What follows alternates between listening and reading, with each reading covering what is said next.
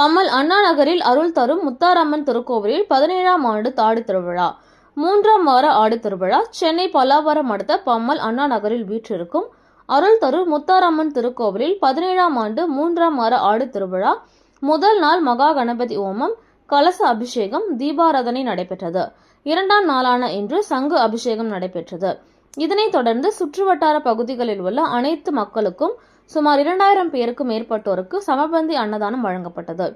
இதில் முருகன் சாமியார் திருக்கோவிலில் நிர்வாகிகள், பக்தர்கள் உட்பட ஏராளமானோர் கலந்து கொண்டனர்.